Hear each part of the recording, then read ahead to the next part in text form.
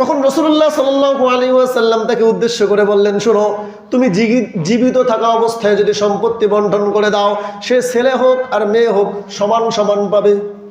কি পাবে? নুমান ইবনে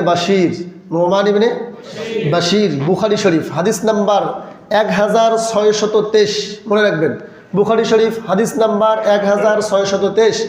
নুমান ইবনে বাশির, তাহলে নুমানের পিতার নাম হচ্ছে বাশির। নুমান বলেন যে আমি আমার বাবাকে দেখলাম, একবার আমাকে নিয়ে রাসূলুল্লাহ সাল্লাল্লাহু আলাইহি ওয়াসাল্লামের দরবারে গেলেন। কোথায়?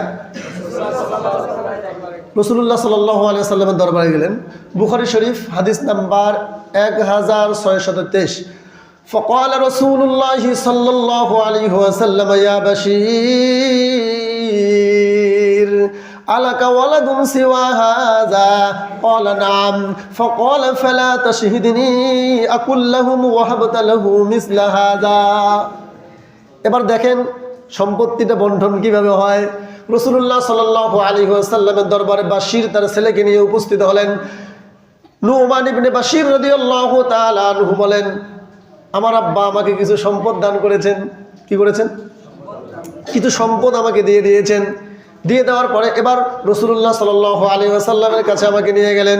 নিয়ে যাওয়ার পরে বলতেছে, ইয়া রাসূলুল্লাহ, আমি এই নুমানকে কিছু সম্পদ দিয়েছি। নুমানকে কি দিয়েছি? কিছু সম্পদ দিয়েছি। তখন রাসূলুল্লাহ সাল্লাল্লাহু আলাইহি ওয়াসাল্লাম বললেন, ফাকাল রাসূলুল্লাহ সাল্লাল্লাহু আলাইহি ওয়াসাল্লাম ইয়া বাশীরু আলাকাহা, ইয়া বাশীরু আলাকা ওয়ালাদুন হাযা। বলতেছে, হে বাশীর, আলাকা ওয়ালাদুন হাযা, এই ছেলেটা বাদ দিয়ে কি তোমার আরো কোনো ছেলে আছে? কি বললো? এই সন্তান বাদ দিয়ে তোমার কি আরো কোনো সন্তান আছে? কে বলতেছে? রাসূলুল্লাহ। কাকে বলতেছে? বাশীরকে বলতেছে। অর্থাৎ নুমান বাদ দিয়ে তোমার কি আরো কোনো ছেলে টেলে আছে নাকি?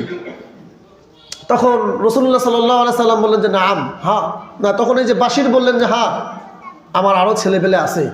তখন বলতেছে, ফাকালা আকুল্লাহুম ওয়াহাবাত লাহু মিসলা হাযা, তুমি যে এই নুমানকে সম্পদ দিলে, যতটুকু সম্পদ দিয়েছো এই পরিমাণ সম্পত্তি কি তুমি তাদেরকে দিয়েছো? তখন সে বলতেছে যে লা, ইয়া রাসূলুল্লাহ, আমি তো দেই নেই। আমি কি দেই নেই। তখন সে রাসূলুল্লাহ সাল্লাল্লাহু আলাইহি ওয়াসাল্লামের দরবারে এসেছিলেন এই কারণে যে, ইয়া রাসূলুল্লাহ, আমি নুমানকে কিছু সম্পদ দিয়েছি, অন্যান্য সন্তানদেরকেও সম্পদ দেবো, এটা সাক্ষী আপনি থাকেন। এটা সাক্ষী কে? আপনি থাকেন। তখন রাসূলুল্লাহ সাল্লাল্লাহু আলাইহি ওয়াসাল্লাম বললেন যে না, তুমি আমাকে সাক্ষী বানাইও না, অন্য কারো কাছে যাও। কি বললেন? অন্য কারো কাছে যাও। তখন রাসূলুল্লাহ সাল্লাল্লাহু আলাইহি ওয়াসাল্লাম তাকে উদ্দেশ্য করে বললেন, শোনো, তুমি জীবিত থাকা অবস্থায় যদি সম্পত্তি বন্টন করে দাও, সে ছেলে হোক আর মেয়ে হোক সমান সমান পাবে। কিভাবে? বলেন কিভাবে?